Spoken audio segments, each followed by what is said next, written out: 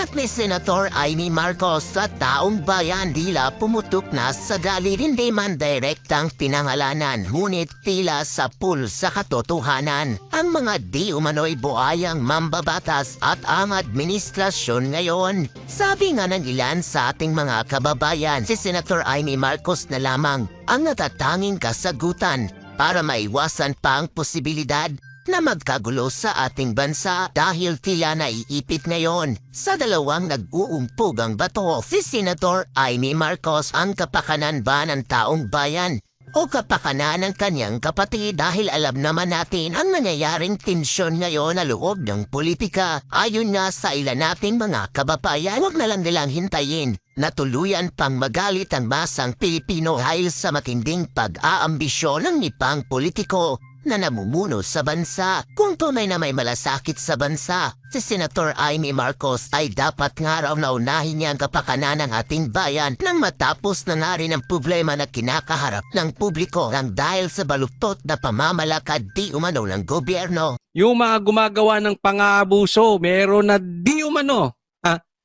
Ninenervyos na po sila. Okay? At ipagpatuloy po natin ang ating paglabas ng hinaing dito sa abusadong gobyerno. Ayan, ito po ang magiging topic natin ngayon. Sundalo, pinagre-resign kapag hindi kakampi ni BBM. O ito, pag-usapan natin, mga sundalo, pinagre-resign kung hindi kakampihan si BBM, kung hindi kakampi ni BBM. Ito, pakinggan yung mabuti ha.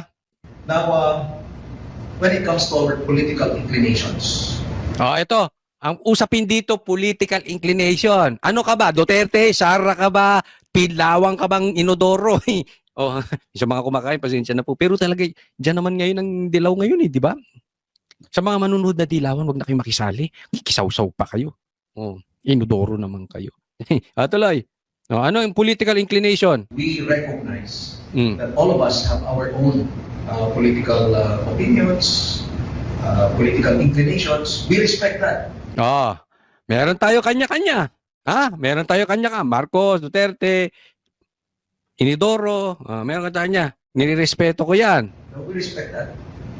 Pero habang suot-suot po natin yung ating uniforme, ay kailangan sundin natin yung saligang batas. Kailangan sundin ng saligang batas. Browner, tanong. Habang sunod-sunod, suot-suot nyo yung uniforme nyo. Kahit ikaw ay maka Marcos, maka Duterte, o mga pinklawang ka, basta suot-suot mo yung Duterte, sundin ang saligang batas. Tanong. Hanggang kailan kayo susuporta sa isang adik? Huwag kayong magagalit sa akin ha. Yan po ay inuulit ko lang yung tanong ng ating dating presidente na mahal ng tao until now na si PRRD. Nasa saligang batas, bawal maging involved ang isang politiko sa droga.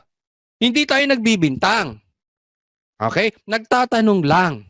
Kailan nyo sasagutin yung tanong ni PRRD? Hanggang kailan kayo susuporta sa isang adik? Pangalawa, saligang batas kanyo. Sinabi ni PRRD ang daming nawawalang pera. Pag may nawawalang pera, may nakawan. Tama o mali? Hindi ako nagbibintang. Pero, bakit hindi ninyo imbestigahan yung sinasabi ni PRRD? Siya po ay dating presidente. May alam yan, hindi po bobo yan, may intel yan, may mga kaibigan yan sa loob. Alam niya, sinasabi niya kung may nawawalang pera o hindi. Pag may nawalang pera at may nakawan, di ba illegal yon? Wala na yun sa saligang batas. Yan po ang obligasyon nyo, mga AFP. Hindi sa iisang tao, hindi sa pwesto mo. Mali yung sinasabi nyo. Dapat kayo ay susunod sa inyong pwesto. Mali. Ang dapat pinagtatanggol nyo, gaya ng sabi ni PRRD, ay konstitusyon. Ang obligasyon nyo ay i-uphold ang konstitusyon. Ipagtanggol ang bayan, yung bayan na hindi nila kayang ipagtanggol ang kanilang sarili. So kung may abusado sa gobyerno, trabaho nyo yan. Hindi ko po kayo baka sabihin nyo naman, rebellion, rebellion. Walang rebellion doon. Sinasabi lang natin kung ano yung nakasaad sa batas na sinabi ni PRRD. Hindi ko kayo sinasabihing magrebelde. Ang sinasabi ko lang, baka kasi kayo mahilig kayong mag-misquote eh. Oh, yung amo mo mahilig mag-misquote. Minisquote nga si BP Sara na may death threat daw. Mali naman ang intindi. Nagboboboboboan. Pwe. Oh, hindi ko kayo pinagre-rebelde. Ang sinasabi ko lang kung ano yung naaayon sa batas na dapat ipinagtatanggol ninyo ang konstitusyon. So, nasa konstitusyon, bawal magnakaw. Hindi sa nagbibintang pero nag-imbestiga ba kayo dyan sa pagnanakaw? Nag-iimbestiga ba kayo dyan sa mga pang-aabuso? Una pa lang, mali ka na eh. O, tuloy. At protektahan natin ang ating bansa. Oh, So, tama. Protektahan ang ating bansa. Paano kung ninanakawan na tayo? Ninanakawan yung bansa natin. Anong gagawin nyo? Tutunga nga. Hello? Oh, halimbawa, nag-i-smuggling. Anong gagawin nyo? Tutunga nga. Ayan tayo eh. we cannot just air our grievances just freely being members of the Armed Forces of the Philippines. Kung gusto po natin gawin yon, mag-resign na lang tayo. Yun ang matindi. O, kung gusto nyong marinig ang inyong hinaing at ating differences sa politika, hubarin nyo yung uniform nyo. Sa madaling salita, pinagre-resign mo kapag hindi kakampi ni Marcos. Huwag na tayo mag-anuhan, brown hair. Yan ang itinutumbok mo eh. Pag hindi, pagka hindi sasambahin si Marcos, samba. Anong guys gusto mong sabihin namin, Marcos? Oo. Pag kumontra, hubad ka ng uniforme. Ganon. So, kailangan umuo kami ng umuo kahit mali. Again, ulitin ko, hindi tayo nagbibintang. Paano nga kung adik? Paano nga kung nagnakaw? Anong gagawin nyo? Tama yan. Ituloy mo yan. Ganon. Kasi ayaw ko hubarin yung uniforme ko. Kasi pinaghirapan ko yan. Halimbawa, ako isang sundalo. Pinag-aralan ko yan. Pinaghirapan ng magulang ko yan. So, kailangan ganon. Mali naman ata yun. Hindi naman ata magandang anuhan yan. Di ba? Bakit mo pinagre-resign? Kung tama naman ang ginagawa at nasa saligang batas, sabi mo nga pag nasa saligang batas eh, bakit mo pinagre-resign? Ba't mo pahuhubarin ang uniforme? Pero ito, tingnan nyo itong mabuti. The fact na nagsasalita na to si Browner ng ganyan, ito ay nakakabalita na siya na sa loob meron ng ayaw sa gobyernong ito. At marami nang generals, retired generals, at marami pang nagpapahayag ng kanilang galit sa gobyernong ito. Kaya ito, we can take this as a sign na meron na talagang problema sa loob. Na this is just like loyalty check. Kausapin nyo yung tao. Tingnan natin sino pa yung atin at hindi. So tinitingnan nila. Pero tingnan yung mabuti ha. Dahil sa naging problemang ganyan, nilift. Yung contempt ni Acosta. Yung impeachment, hindi na pinatutuloy. 'Di ba? Naramdaman nila eh. Naramdaman nila ang puwersa ng Duterte. Kaya uulitin ko, ituloy po ninyo ang pagsigaw. Hindi lang po sa kalsada. Ituloy nyo ang pagsigaw. Sabi nga ni BP Sara, freedom of speech. Yung peaceful assembly kasama na rin dyan. Ibig sabihin, hindi lang sa EDSA. Kung kayo nasa malayong lugar, isigaw ninyo yung karapatan ninyo. Yung ine-expect nyo sa gobyerno nang maramdaman nila nang hindi sila mang-api ng todo kasi this is very crucial. Tatandaan nyo po naglo-loyalty check na tong mga ito. Ito, sinimulan na niya. Tapos, titingnan nila, ano bang pulso ng bayan? Magsalita kayo ng magsalita. Kahit saan. Kung saan ka malakas, kung may Facebook ka, doon ka sa Facebook, kung sa YouTube. Kung pupunta ka sa rally, punta ka sa rally. Bahala kayo. Kung makakapunta ka, may message mo si Marcos, message mo siya. Ilabas ninyo yung hinaing ninyo, yung kakulangan na dapat pinoprovide ng gobyerno. Halimbawa, yung bigas na mababa, Saan napupunta yung flood control project?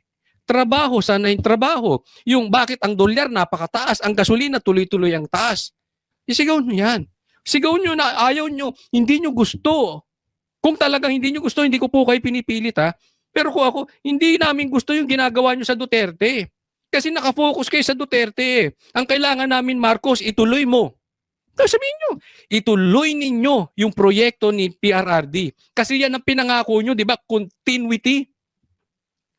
Asa na yung continuity? Kung ikaw, Marcos, nakafocus sa continuity, wala tayong problema ngayon. Kung Marcos, tinutuloy mo yan, yung continuity na yan, umaasenso ang bansa. Sabihin mo kay Tamba, Tamba, tama na muna yan, kakasara mo. Para kang sira. Sara ka ng Sara. Tigilan nyo muna yung si Sara. Dito tayo mag-focus. Ito pinangako natin sa taong bayan, continuity. Doon muna kayo mag-focus. Mamahalin ka pa ng taong bayan eh. Bakit? Nakikita nila yung infrastructure. Ang daming nakikreate na trabaho. Hayaan mo na si Sara. Kung may kasalanan yan, hayaan mo na sa husgado. Hayaan mo yung ombudsman, mag-imbestiga dyan. Patigilin mo muna yan si Tamba. Kung papakinggan ka, pero balita ko, may awayan kayo. Ay, mamaya, pag-uusapan natin yan ha. O sige, tuloy Browner. Diba? Hubarin natin yung uniforme natin and then that's the time you're free to do whatever you want to do. Ayun, kasi pag sundalo ka at ayaw mo sa presidente, may problema silang malaki. Kaya ang gusto nila, mag-resign ka, hubarin mo uniforme mo, doon ka lang magsasalita. Nang sa ganon, hindi ma-damage ang problema. Ang hindi ko gusto dyan, diktador ang dating mo niyan. Pinaghirapan nila yan eh. Dahil tatayo sila sa tama, tatayo sila for the Constitution na hindi mo kayang gawin, na inilaglag mo yung tao mo para maisalba mo ang pagmumukha mo, sila, dahil meron silang tigas, meron silang sariling tindig, tatayo sila para sa konstitusyon, didesisyonan mo buhay nila, pinagre-resign mo. Ay wag gano'n, wag mo igaya sa'yo, Browner, wag. Wag, yan yung sinasabi ng mga general eh. Tumatakbo ka raw sa mga dangerous assignments. Hindi ako nagsabi niyan ha, hindi ko naman alam yan eh. General lang nagsasabi niyan. Huwag mo igaya yung mga matatapang na mga sundalo na tumatayo para sa tama. So, as members of the Senior Enlisted Personnel Corps of the Armed Forces of the Philippines, I am calling out to you to reach out to our soldiers hanggang po sa private, even sa mga trainees natin para ma-explain natin yun. Explain natin na maigi sa kanila. So, sa madaling salita, loyalty check, explain nyo sino pa ba sa tao ninyo ang sa atin at sino pa yung hindi sa atin. Diba? Pagka hindi ka, Marcos, hindi ka sasaludo kay Tamba, hubad ka ng uniforme. Kaya yan po ang AFP chief natin.